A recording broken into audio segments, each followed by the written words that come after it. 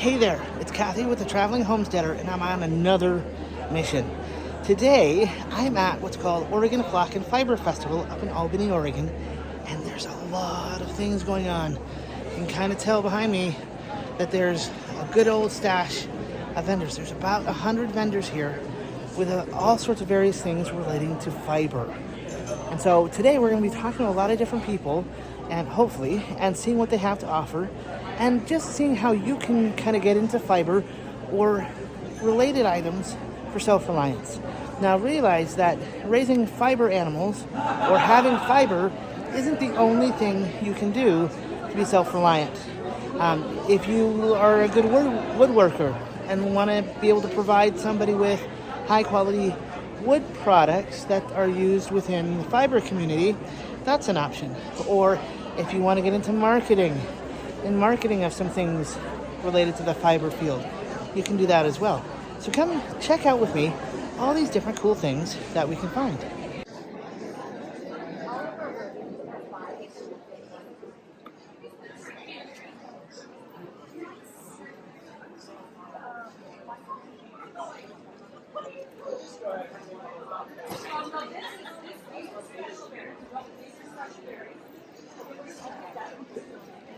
But these are sweeter berries. I want to see their face when they do this.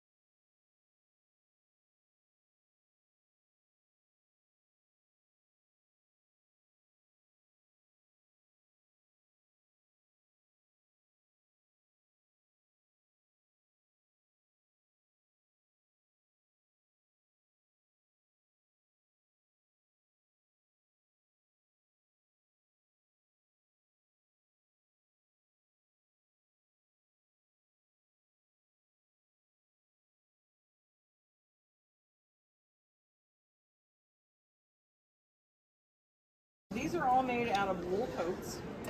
Take the coat apart, do boiled wool felting, re-dye all the wool to get all these pretty colors. And they're chopped up in little tiny pieces, and I stitch them down onto the slipper, and then I sew the slipper. I sew the sole. The sole is a fabric that's actually made out of plastic bottles and plastic bags, so they are 100% recycled. Would you like to try those on? Okay, now she has to try them on. It's her turn. So what got you into making these? I used to do real estate. These were my closing gifts. Ah, how did you get into real estate and then into these? I retired. Got tired of transactions. I'm having more fun. Nice. I love playing with color, as you can tell. I like color, and I just didn't want to wear suits anymore. Makes sense. So basically this is your own business, right? Yep. It says Bag Ladies.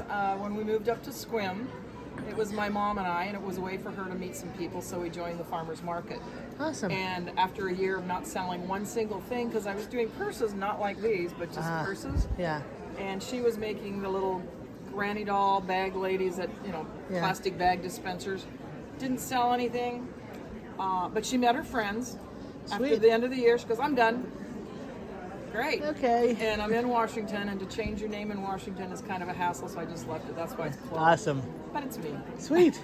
It's the bag lady. Yeah. And so my husband was his idea of, well, why don't we see if those little slippers you used to give away, or you can make a business out of it? And it's like, now I'm making slippers. Sweet. That's awesome. That's it. And you get to travel around, see people, and... Oh, God, yeah, traveling. I'm a gypsy. Nice. My husband books my art festivals for me, and I swear to God he's got a girlfriend back home. He's like, I'm never home. So, you like them? Yeah, I'm getting 2 pair. All right, let's write them up. Sweet.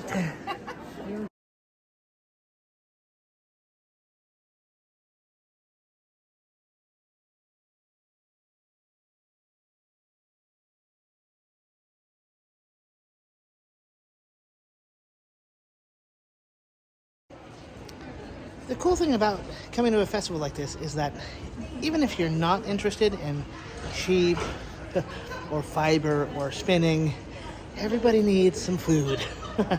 So they even have this cool little food court area with all the food trucks, which is kind of a definite bonus. So if you think about kind of self-reliance and any given small business setup, that's another avenue for you.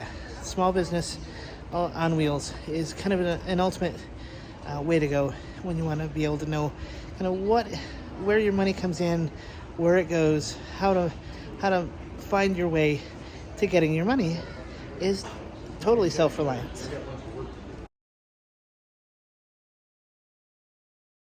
So part of this event also there's the vendor side of things, but then there's also the animal side of things.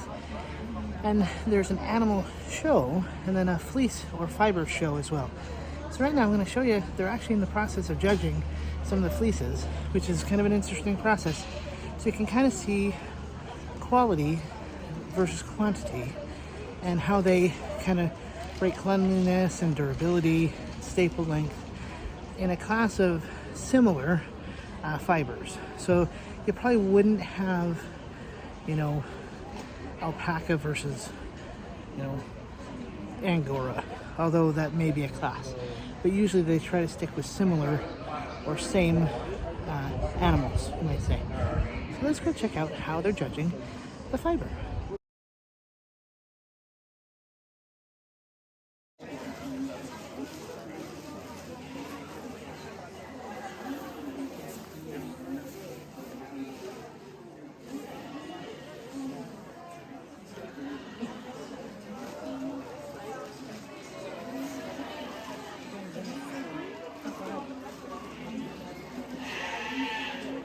Strength 4, cleanliness 5, handle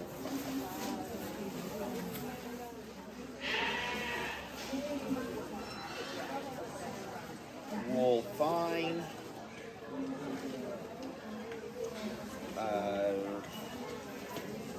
Car wins.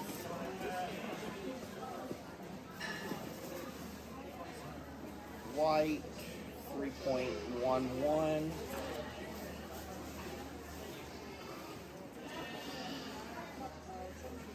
Staple lane 6.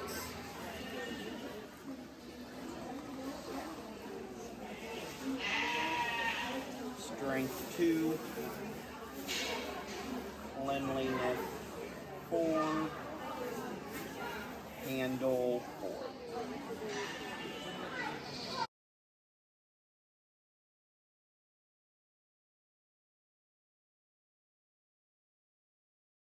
All right, I'll admit it. This is my kind of space. I've always preferred being in the barn. Sometimes people say, were you raised in a barn? I say, yes, please, and thank you. Because the barn is where the cool things are. And so, with that in mind, the sheep that you might see, these guys aren't just for meat. They're not just the same type of sheep you might see in the field. In fact, there's so many different breeds of sheep that you kind of might not believe it. And some of these sheep you might see coats on. In fact, some of these guys right here have these little jackets or blankets. And that tells me a couple things. One, that they're well cared for. But two, that they're fiber sheep. And there's a difference in fiber sheep versus meat sheep. But there's also some sheep that are good for both. And so depending on the breed, you'll have different qualities. And so that's why coming to this show, they serve different purposes, and the show offers highlighting of a variety of different things for each animal. And so even in They have fiber animals that are not sheep. They'll have the goats, the alpacas, rabbits. And so that's the cool part about being in the barn, seeing all the different types of animals that are around.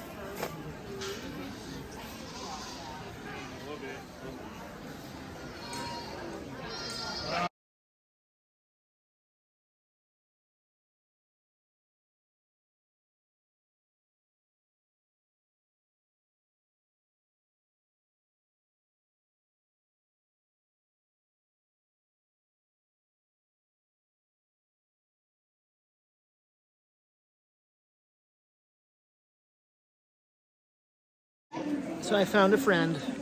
We have even the same kind of hair. That's the cool thing about these sheep, and a variety of them. They come in different sizes and have great personalities. And the thing is, this particular sheep behind me probably stands easily to my waist, and I'm 5'5". And he's gonna probably, he or she, I don't know what it is yet, probably will have a solid 10 to 15 pounds of fiber on them or her when it comes shearing. And that particular amount in my brain equates to at least 2 blankets that I can have done in a mill in Canada. So that's why I like that sheep. Oh, and he's chatting, trying to tell me something. Trying to say hello.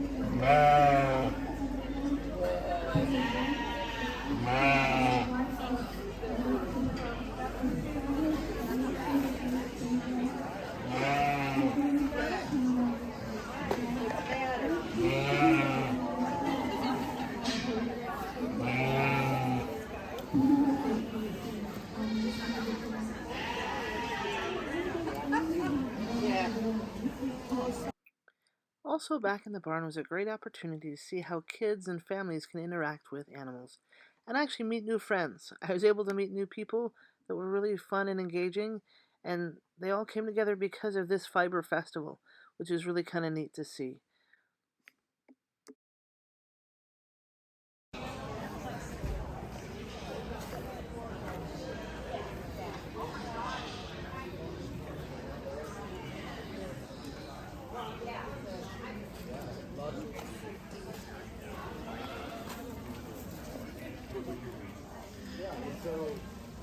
I'm affiliated with two organizations.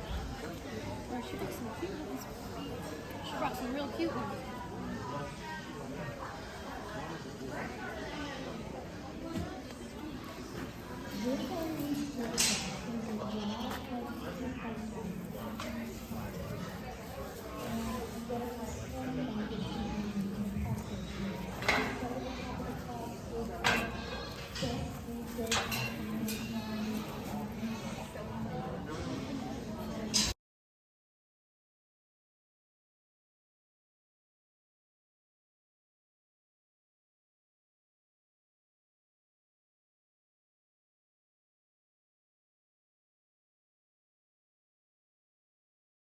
first started raising goats. She's got a heavy shearing fleece. It's got a great lock structure and style to it. Everybody uses their style differently in what they want to make or create. I like this doe. She's gonna shear a heavy fleece. It's got great color to it. Our third place doe, more of a flat lock style. But when that is washed up, it will have the luster and sheen, and it's got a lot of color to it. And again, she's gonna shear some heavy poundage there. And I think that's something that when the pendulum swings, as it has with Angora goats, we had our heavier type mohair fleeces, and then we swung to some really super fine fleeces. And some of those older does maybe don't produce as heavy shearing fleeces and maybe not quite the coloring. So not to take that away from or to impart this our doe that rounds out the class this way, but she will be a lighter shearing goat. She doesn't have quite the color of the three standing above her. I like her structure to her. She's up on those feet and legs. She has a lot of presence to her. But I have some fleeces that I know I can go and shear those goats and get some poundage, some heavy poundage off. And we use our mohair for all sorts of different things, which is a wonderful thing about mohair. But sometimes we've given up. I've seen the pendulum swing to not having as heavy fleeces, and those aged does are not giving as much fiber as I think maybe we could be getting. So it's nice to see that sometimes that pendulum swings back. We've got good color, we've got good structure on our individuals, and they're going to share a heavy fleece. So here I am, across the way from where I was in my little seat, with this nice lady who's showing me Lizette. with this cool machine that basically is made by a company called Brother, I believe. Yep, Brother Drum Carter. Awesome. And it's Brother Drum Cart. Oh, the connections are coming. Yeah. I like it. And this company is based out of Silverton, Oregon, which I just found out. And you can card or help clean. This is the power picker that we're showing here. Yeah, And tell me a little bit more about it sells for $8,900 free shipping. Okay. And this is pretty industrial. It pulls the fiber in, and then if you come over here, you can see how it picks it and fluffs it up.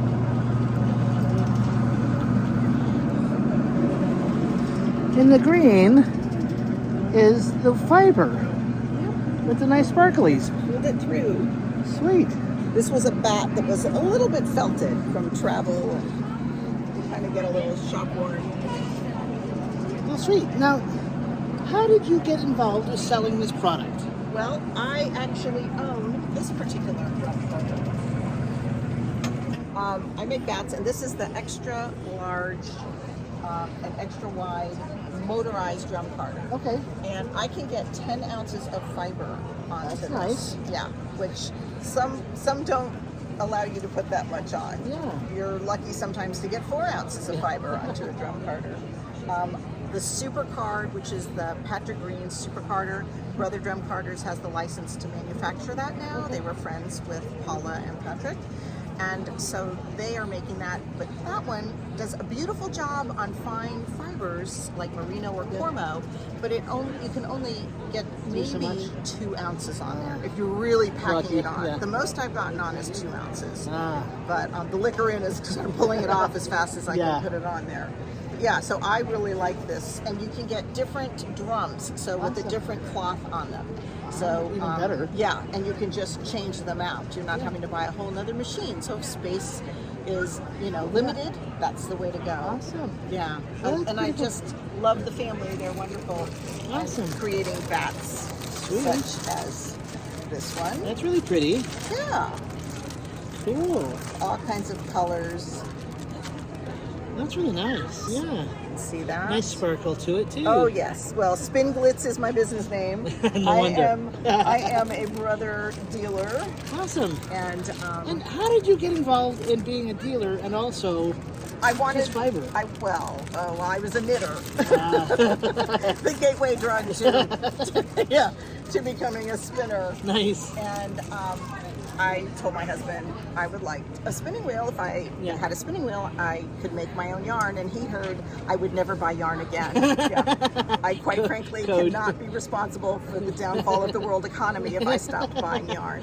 So no, I said those words never came out of my mouth. You're out of your mind. I would never say that. But I got into spinning, and Yeah. I now have a collection that's right around 31 wheels. Wow. And I keep saying to him, but I'm a teacher. I Yes. teach spinning. He said, That's you haven't it. taught a class since 2019. And I'm like, well, we've had a pandemic to deal with. I don't want to bring germs into our house. So, yeah, I am not a wheel hoarder. I am a wheel A rescuer. collector. Collector of fine wheels. And really, the difference between a hoarder and a collector is the display. Yeah, that's it. That's it. Well, thank you so much for showing us some of these things. You have a really nice collection, and Thank you. you have a I great love color, booth. as you can see. Yeah. Cool. Thank you for chatting today. Well, thank you so much. My pleasure.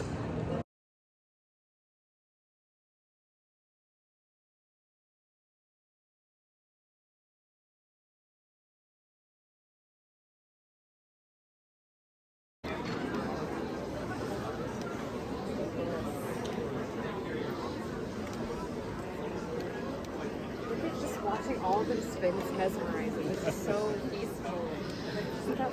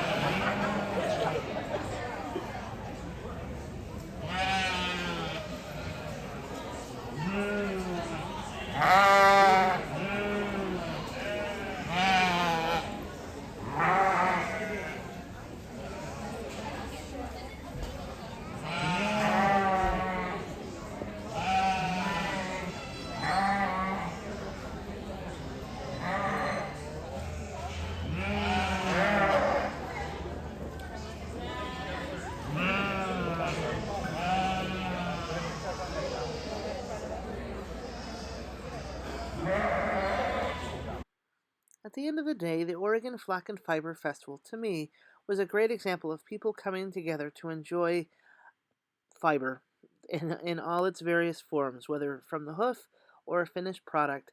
It was nice to see how people could enjoy an event like this on so many different levels. And there's so much to offer, but there's also the opportunity for people of all ages to see how all ages can interact with something as nice as fiber.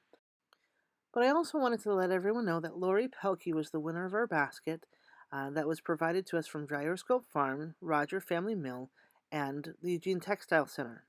So if you haven't already hit the subscribe button, please do so and come back and check out what more we have to offer.